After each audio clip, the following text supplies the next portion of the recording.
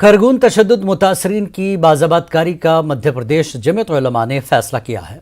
ईद के बाद मध्य प्रदेश जमीयत उलमा और सद्भावना मंच का वफद खरगोन का दौरा करेगा और मुतासरीन के साथ इंतजामिया के अफसरान से मुलाकात करके ज़मीनी सूरत हाल का जायजा लेगा। मध्य प्रदेश जमीयत उलमा के सदर हाजी मोहम्मद हारून का कहना है कि खरगोन तशद्दुद मामले में हुकूमत और इंतजामिया ने कानून की बालादस्ती का नफाज करने के बजाय एक तरफा कार्रवाई की है, जिसकी मजम्मत की जाती है। देखिए, खरगोन के अंदर जो वाक़यात हुए बहुत अफसोसनाक है और जिस तरह से हुकूमत ने कार्रवाई की। देखिए, लड़ाई जब भी होती है दो तरफा होती है, एक तरफा तो बिल्कुल नहीं होती। एक इल्ज़ाम लगाया जा रहा है कि मुसलमानों ने पत्थर मारे, तो सवाल है अगर पत्थर मारे भी है तो क्या हुकूमत को गौर नहीं करना चाहिए कि पत्थर क्यों मारे गए। लगातार मुसलमानों की मस्जिद के सामने तलवारें लहराना, बंदूकें लहराना, गाली गलौज करना, गंदे नारे लगाना, गंदी बातें करना, ये वहाँ की रिपोर्ट आई है और मुख्तलिफ वीडियोज़ के ज़रिए ये बात सामने आ रही है। इसी तरह दंगे के अंदर मरने वाला जो है मुसलमान ही एक शहीद हुआ है, बहुत सारे लोग ज़ख्मी हुए हैं और इसी तरह बहुत सारे मकानात दंगाइयों ने जलाए। लेकिन पुलिस ने सिर्फ, वहाँ के प्रशासन ने सिर्फ मुसलमानों के मकान और दुकानों को तोड़ा है कि सब मुसलमान ही गुनहगार हैं।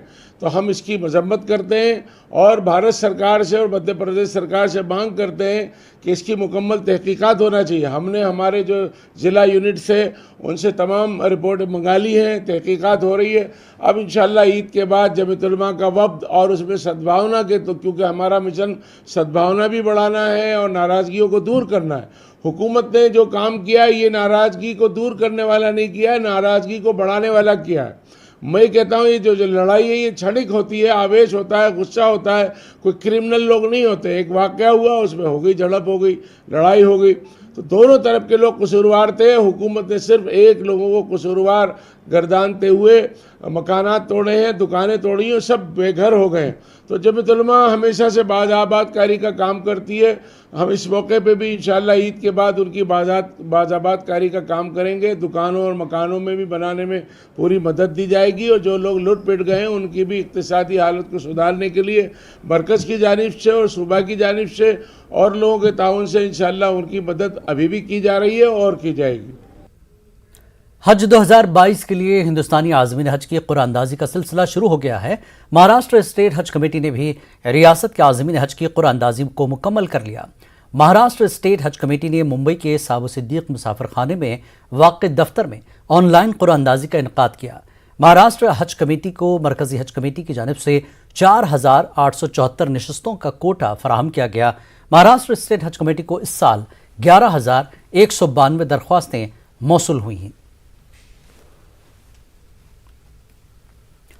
हज 2022 के लिए मध्य प्रदेश के आज़मीन हज के लिए भोपाल में कुरानंदाजी प्रोग्राम का इनेकाद किया गया। कुरानंदाजी प्रोग्राम में एमपी के 1780 आज़मीन हज के लिए कुरा किया गया। 2 साल बाद सफ़र हज के लिए की गई कुरानंदाजी पर आज़मीन ने खुशी का इजहार किया। पेश भोपाल से एक खास रिपोर्ट।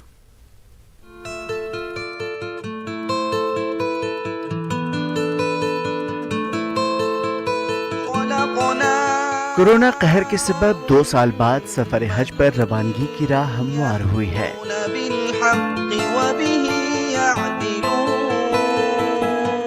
2020 में सफर हज के लिए आज़मीन हज का कुरा भी किया गया था और आज़मीन हज ने कुरे में नाम आने के बाद हज कमेटी की मतलूबा रकम को भी जमा कर दिया था। लेकिन कोरोना कहर के सबब हिंदुस्तान के आज़मीन हज को मुक़द्दस सफर पर जाने की सादत हासिल नहीं हो सकी थी। 2 साल बाद सफर हज की राह हमवार होने पर मरकजी हज कमेटी और सऊदी हुकूमत के जरिए अलॉट किए गए कोटे की बुनियाद पर एमपी के 1780 आज़मीन हज के लिए कोटा अलॉट होने के बाद कुरा अंदाजी की गई। देखिए, 3,417 फॉर्म्स जो थे हमारे पास एप्लीकेशंस आई थी, उसमें से आज जो है 1780 हजरात के लिए कुरा होना है। 1780 का जो है हमारा कोटा है, उसका कुरा है और 16 जो है महरम विदाउट, यानी विदाउट लेडीज़ जो विदाउट महरम हैं उनका कोटा है। तो उन सब के लिए अभी कुरानंदाजी हुई है। जिन लोगों को अल्लाह ताला ने इंतखाब किया है उनके हज को कबूल फरमाए और जो हजरात का नाम नहीं आ सका है उनसे ये कहना है कि वो अल्लाह से दुआ करते रहें और मायूस ना हो। इंशाअल्लाह जल्दी अल्लाह ताला उनको भी मौका इनायत फरमाएगा। मध्य प्रदेश से हज 2022 के लिए यूं तो 4000 से ज्यादा आज़मीन हज ने दरख्वास्त की थी, मगर सऊदी हुकूमत के जरिए 65 साल की उम्र के ऊपर के आज़मीन हज पर पाबंदी लगाने के बाद MP के आज़मीन हज की तादाद में भी कमी आई।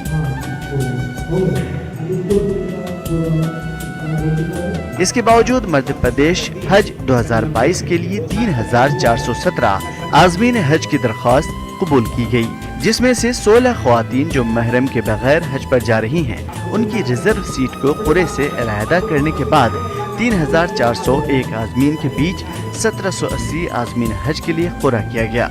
कुरे अंदाजी में नाम आने के बाद आज़मीन हज की आंखों में खुशी के आंसू मुस्कुराने लगे। अल्लाह ने आज मेरी फिर सुन ली दोबारा। कितनी खुशी हो रही है? बहुत खुशी हो रही है। अल्लाह के घर के दीदार के लिए तो बहुत ही खुशी हो रही है। वो तो हर आदमी को भी उसी बात की खुशी होती है कि अल्लाह के घर के दीदार हों। फर्स्ट टाइम भरा मैंने। कितनी खुशी हो रही है कि पहली बार में हो गया? खुशी बहुत है, अल्लाह का शुक्र है। मेरी मदर के साथ जाना था मुझे, लेकिन फरवरी में इंतकाल हो गया उनका, तो इत्तेफाक से बस 5वें दिन हमने फॉर्म भरा, अल्लाह ने कबूल कर लिया। 4-5 बार भर चुका, 4-5 बार भर चुका था पहले। पिछली बार कोविड में पहली बार में नाम भी आ गया था, लेकिन वो अल्लाह का हुक्म नहीं था, कैंसिल हो गए। अल्लाह का करम और एहसान है, उसने बुला लिया अपने दरवाजे पर। बहुत बहुत करम एहसान है उसका। मध्य प्रदेश के 52 अजला के लिए किए गए हज कुरे अंदाजी में जिन 1780 आज़मीन हज का नाम कुरे अंदाजी के जरिए मुंतखब किया गया, ईद बाद उनके लिए हज कमेटी और समाजी तंजीमों के जरिए हज तरबियती प्रोग्राम का इनेकाद किया जाएगा, ताकि आज़मीन हज मुक़द्दस सफर पर हज को सीख जाएं और उन्हें मुक़द्दस सफर में किसी मुश्किलात का सामना न करना पड़े। न्यूज़ 18 उर्दू के लिए भोपाल से महताब आमिर की रिपोर्ट। जयपुर के सेक्रेटेरिएट के कॉन्फ्रेंस हॉल में हज 2022 के लिए कुरानंदाजी का एहतमाम हुआ। रियासती हज कमेटी के सदर अमीन ने हज के लिए कुरानंदाजी की। राजस्थान से 2499 हज दरख्वास्त दहिंदगान को हज कुरा में शामिल किया गया। इस बार राजस्थान को हज के लिए 2072 सीटें अलॉट की गई हैं। हज कमेटी की जानिब से हज की पहली किस्त के लिए वक्त दिया जाएगा और हज दरख्वास्त गुजारों को पहली किस्त के तौर पर 81,000 रुपये जमा कराने होंगे।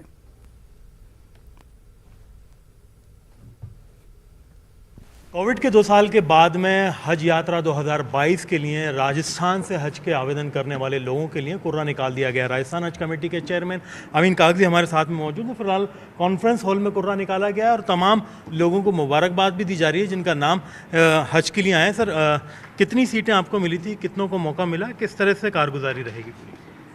सबसे पहले तो आज सेंट्रल हज कमेटी के निर्देश के अनुसार आज सेंट्रल हज कमेटी ने जिस तरीके से कुर्रे का एहतमाम किया और कुर्रा आज खोला गया सचिवालय में, हमारे पास 2499 आवेदन टोटल आए थे।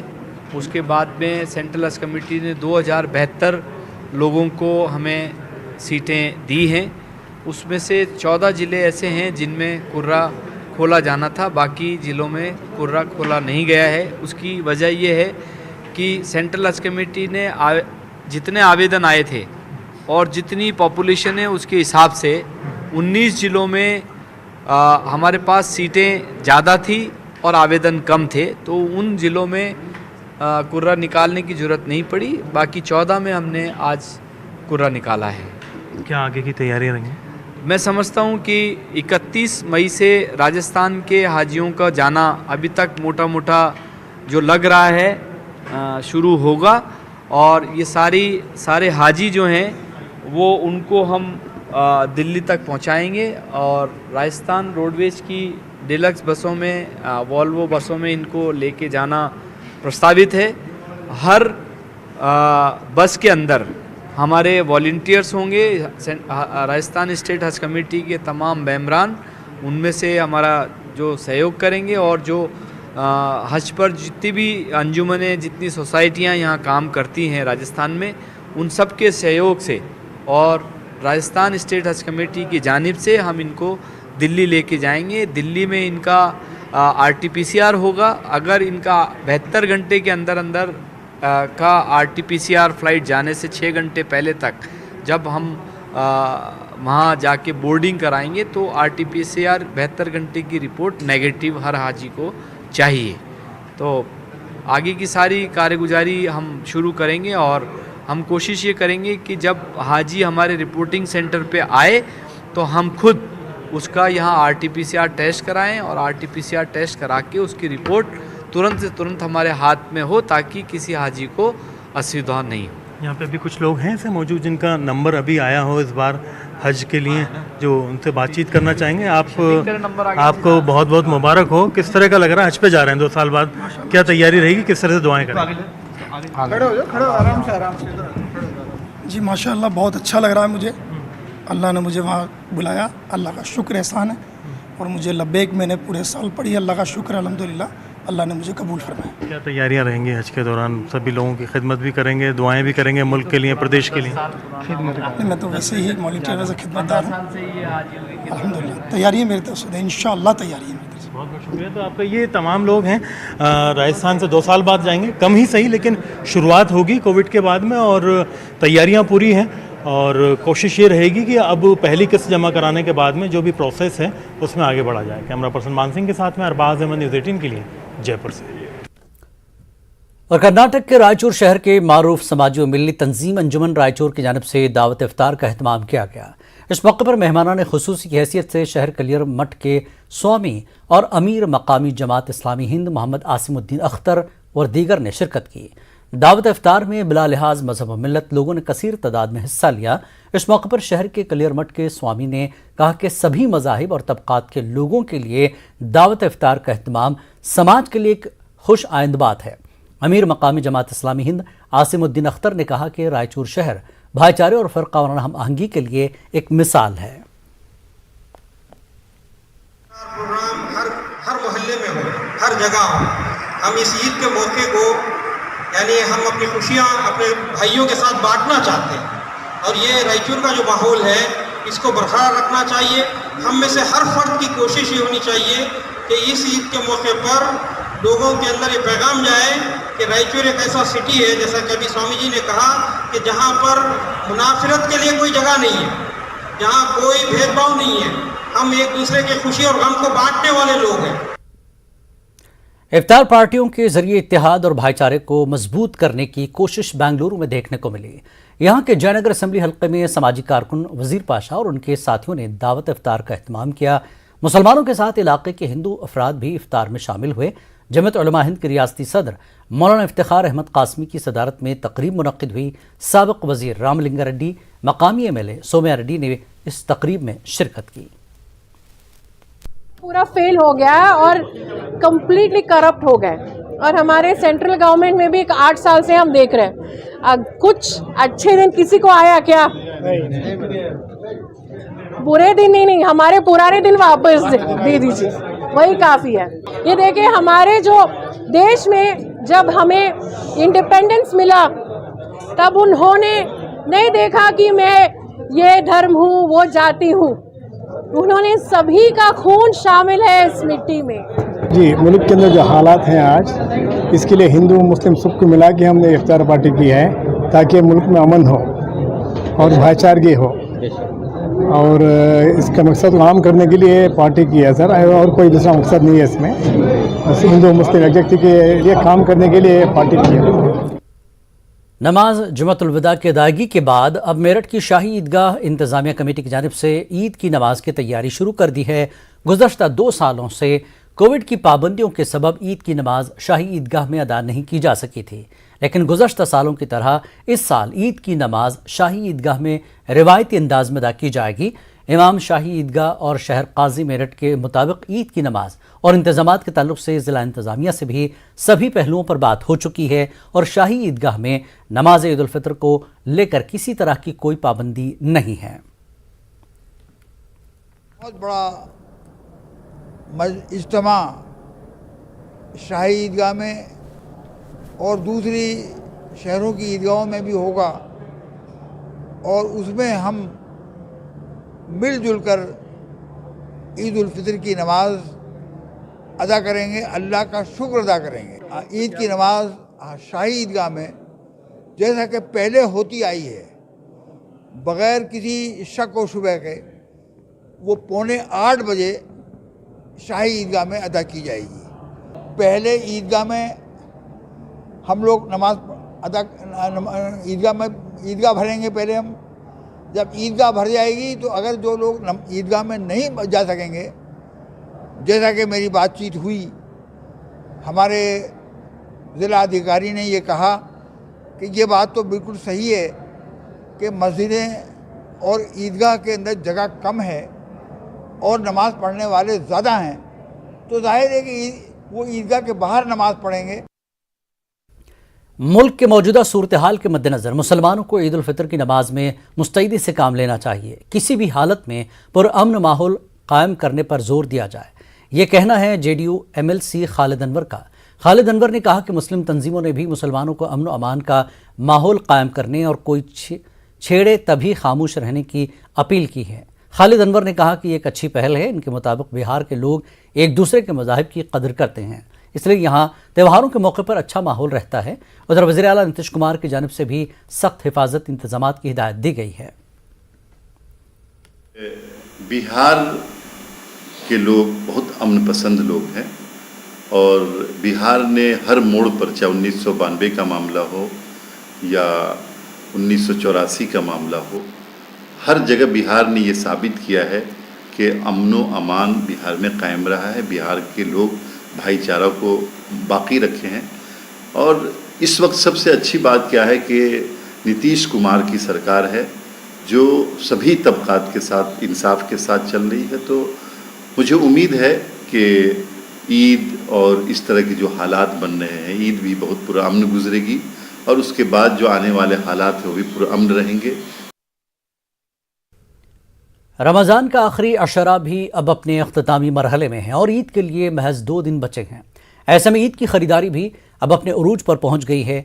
हर एक की ये कोशिश है कि इस मरतबा वो ईद पर कुछ ख़ास एहतमाम करे। पिछले 2 सालों से कोरोना कवानीन की जानिब से लगाई गई पाबंदी की वजह से ईद की ख़रीदारी नहीं हो पा रही थी, लेकिन इस मरतबा हालात मामूल पर आ गए हैं, इसलिए लोग जमकर ख़रीदारी कर रहे हैं। नांदेड़ में ईद की ख़रीदारी का सबसे बड़ा मार्केट मनियार गली में लगता है। यहाँ आखिरी अशरा शुरू होते ही ईद की ख़रीदारी की चहल पहल बढ़ जाती है। माशाल्लाह बहुत अच्छा मार्केट है। 2 साल के बाद इतनी पब्लिक खरीदी कर रही है। रमज़ान का बहुत ही अच्छा माहौल है यहाँ पर और बहुत ही अच्छी शॉपिंग हो रही है यहाँ पर। एकदम चीप और बेस्ट मार्केट है। रमज़ान का जो महीना है आमतौर पे लोगों के लिए खुशी का महीना माना जाता है और ख़रीदारी का महीना माना जाता है, लेकिन आज महंगाई का इतना ख़तरनाक असर हुआ है लोगों के ऊपर।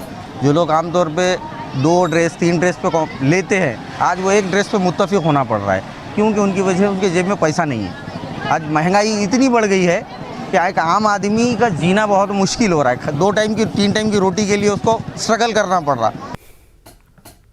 ईद की आमद के मौके पर जहां बाज़ारों की रौनक दोबाला हो गई है और हर शख्स ईद की तैयारियों में मसरूफ़ है, वहीं समाजी तंजीमों के ज़रिए इन लोगों के लिए साथ ईद की खुशियां मनाने का काम किया जा रहा है जिनके पास ईद के मौके पर नए कपड़ों के लिए वसाइल नहीं। मौलाना बरकतुल्लाह भोपाली एजुकेशन सोसाइटी के ज़रिए इन मुफलिस बच्चों को ईद के कपड़े तकसीम करने का सिलसिला शुरू हो गया है जिनके सरपरस्त अब इस दुनिया में नहीं है।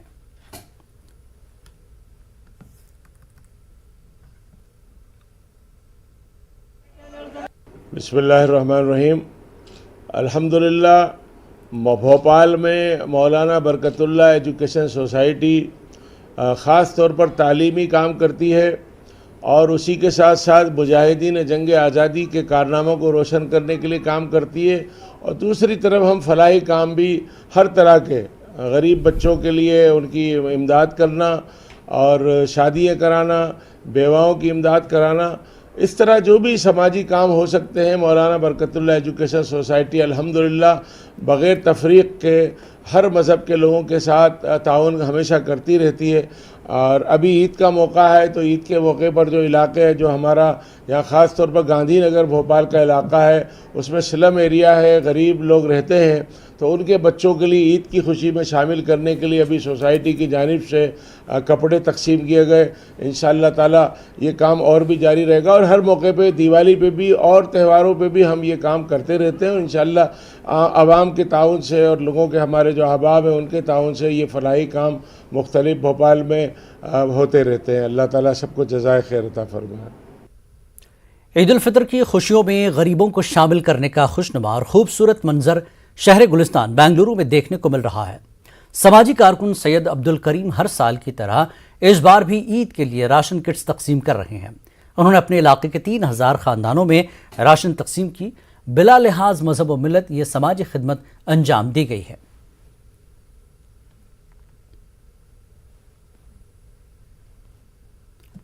माह रमज़ान के आखिरी अशरे में राजधानी भोपाल में रोज़ा इफ्तार पार्टियों का कसरत से एहतमाम किया जा रहा है। मध्य प्रदेश कांग्रेस कमेटी के नायब सदर, साबिक वजीर व भोपाल शिमाल से कांग्रेस के सीनियर एमएलए आरिफ अकील के जरिए ये रोज़ा इफ्तार पार्टी का एहतमाम किया गया। भोपाल आरिफ नगर में आरिफ अकील के जरिए मुनक्कदा इफ्तार पार्टी में साबिक सीएम दिग्विजय सिंह, साबिक सीएम कमलनाथ, साबिक मरकजी वजीर अरुण यादव के अलावा बड़ी तादाद में सियासतदानों के साथ उलमा कराम, समाजी कारकुनान और फर्जंदान तौहीद ने शिरकत की। इस मौके पर उलमा कराम के जरिए माह रमज़ान के आखिरी अशरे में अपना ज़्यादा से ज़्यादा वक्त इबादत में लगाने की तलकीन की गई। राजधानी भोपाल म्यूनसिपल कॉरपोरेशन ने 1 मई से नई पार्किंग पॉलिसी का निफाज करते हुए शहरियों को बड़ी राहत देने का फैसला किया। राजधानी की करीब 50 पार्किंग को नई और पुरानी गाड़ियों को खड़ी करने के लिए मुफ्त पार्किंग का इंतजाम किया है। वहीं म्यूनसिपल कॉरपोरेशन की मल्टी लेवल पार्किंग में गाड़ियों को खड़ी करने के लिए एक फ़ीस मुकर्रर की गई है। ट्रैफिक निज़ाम को बेहतर बनाने और शहर को खूबसूरत बनाने के सिमत में म्यूनसिपल कॉरपोरेशन के जरिए जहां बड़ा कदम उठाया गया, वहीं पार्किंग के बाहर गाड़ी खड़ी करने के लिए ट्रैफिक जाम करने वालों के खिलाफ कार्रवाई करने का भी फैसला किया गया। मारूफ शायरा अना दहलवी की वालिदा मरहुमा रईसा खान को दिल्ली में याद किया गया। 20 मार्च को अना दहलवी की वालिदा रईसा खान का इंतकाल हुआ था। अक़लियती कमीशन के चेयरमैन जाकिर खान के साथ मुख्तलिफ मज़ाहिब के अफराद इस तकरीब में शरीक हुए और अना दहलवी के गम में शरीक रहे। जो अना जी के अंदर देखने को मिलता है वो तरबियत है उनकी माँ की, कि जो इतनी ऊंचाइयों तक, इतनी बुलंदी तक अना दहलवी जी को पहुँचाया है। मैं अल्लाह से दुआ करता हूँ इनकी माँ को जन्नत अता फरमाए। और जो आज हम सब शरीक हुए हैं इस महफिल के अंदर जहाँ इनकी माँ को याद किया गया और सब ने दुआ की और इफ्तार भी हम लोगों ने किया, खाना भी खाया, हम सब दिल से दुआ करते हैं कि अन्ना जी के साथ में हमेशा उनकी माँ का प्यार रहे। उन सब का साथ मिला तो मैंने ये महफिल रखी है। और ये मैं ये तो नहीं कहूँगी कि बहुत खुशी का मौका है, मगर हाँ, अलविदा जुमा भी था और आज इफ्तार भी था और आज मेरी माँ को बहुत अच्छा दिन मिला। उनका 40वां था, तो 40वें में ये जो भी महफिल की गई है 40वें के लिए की गई थी। उनकी आज फातिहा भी और उनके लिए खाना पीना जो भी दिया जाता है वो सब गया। और मुझे जिसकी उम्मीद भी नहीं थी, आज इतनी महफिल में मैं तो सोच रही थी 50-60 लोग अलविदा जुम्मे की वजह से या कुछ और भी बहुत सारे प्रोग्राम हैं, लोग बढ़ जाएंगे, इधर उधर चले जाएंगे, मगर मुझे नहीं उम्मीद थी कि इतने सारे लोग आ जाएंगे। मरकजी अक़लियती वज़ीर मुख्तार अब्बास नकवी ने कहा कि मेवात नूह जैसे बहुत से इलाके हैं जहां तरक्की की रोशनी नहीं पहुंची है। ऐसे इलाकों में तरक्की की रोशनी वहां पहुंचनी चाहिए। उन्होंने कहा कि किसी भी मुल्क की तरक्की हम आहंगी से की जा सकती है। हम आहंगी की दौड़ छूट गई तो तरक्की की दौड़ छूट जाएगी। उन्होंने कहा कि जराइम होते हैं, जो लोग फ़िरक़ाना रंग देने की कोशिश करते हैं वो मुजरिमों की मदद करते हैं।